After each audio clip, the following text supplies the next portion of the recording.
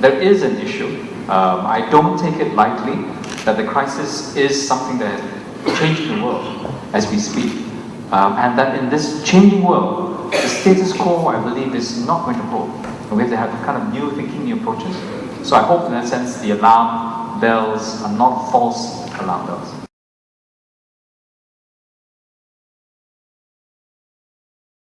A lot of the book talks about is the concern that a much wider swath of sector of Americans is really not very knowledgeable about Asia or a lot of the world.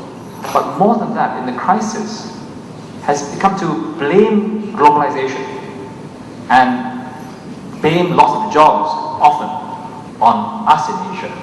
And I think in this sense, the third factor is that in the crisis, as again Steve mentioned, there are so many other pressing priorities so that domestic politics trumps the best intentions.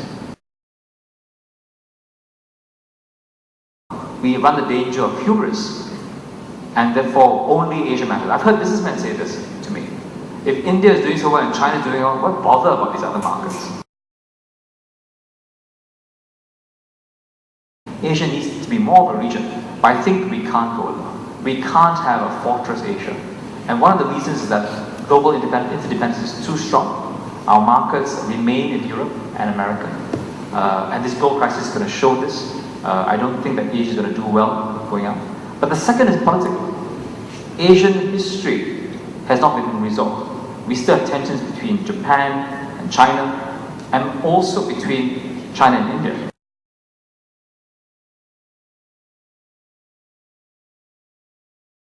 I hope that if people of goodwill and intention analyze the same problem, there are things we can do.